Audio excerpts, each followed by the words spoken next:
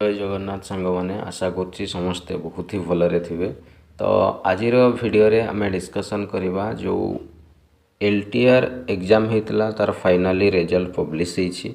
Okay, तो किसी पिलांकर result एपर्यंत आसीनी जमती टीजीटी पीसीएम सीबीजेड पिलांकर आसीनी, तो सेटा केबे आसीबो।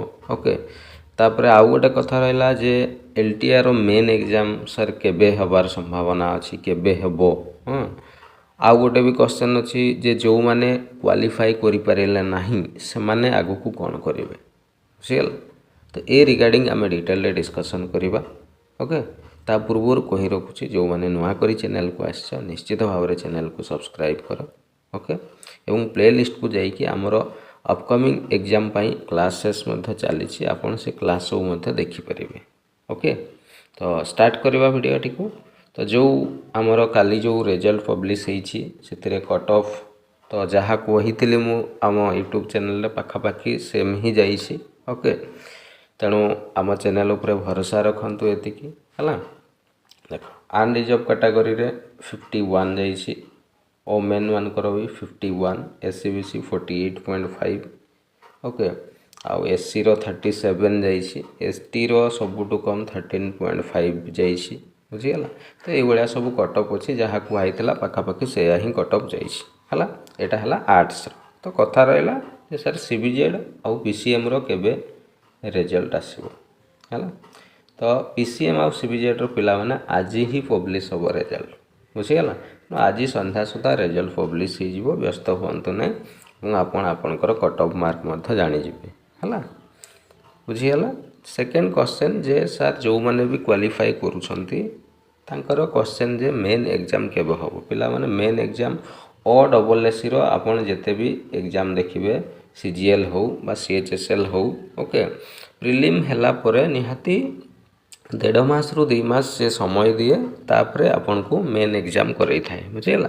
ठीक सेमती एलटीआर मध्य आपन 1.5 मास धरी दियंतु बा पाखापाखि 2 मास धरी नियंतु तापरे आपनकर मेन एग्जाम हबो है। तो यहाँ जदि आपनकर एप्रिल चलेला स्टार्टिंग होइछि तो मे मासटा आपन छाड़ंतु, एप्रिलटा छाड़ंतु, जून।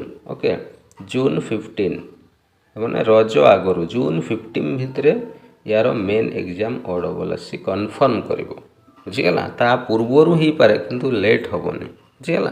तेणु आपन मैक्सिमम जून 15 धरतु, ताठू आउ लेट हेनी।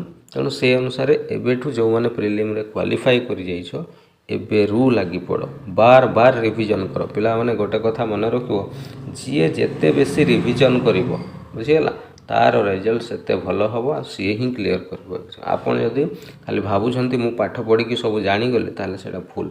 जे पर्यंत आपन रिविजन बारंबार करू नाहंती आपन जमा भी क्लियर करि परबे नाही बुझीगला। हां, आ गोटे क्वेश्चन पिलांको मन रे अछि जो माने क्वालिफाई हे पारिले नाही, नॉट क्वालिफाइड।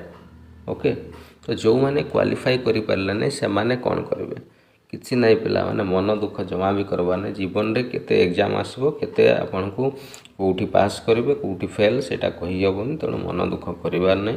तेणु जो मैंने भी क्वालिफाई करि नाहंती ताको पई सुजोग अछि, हाथरू जाइनी। कौन सुजोग ना अपकमिंग OAVS रो एक वैकेंसी आसीबा पई जाउछि कन्फर्म, एसएसबी टीजीटी रो पुणी वैकेंसी आसीबा पई जाउछि।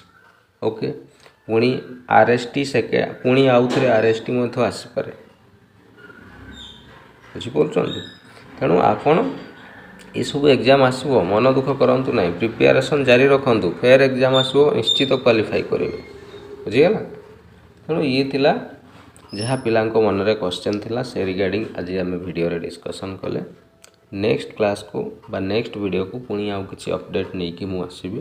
तो आज ये थैंक यू, जय जगन्नाथ।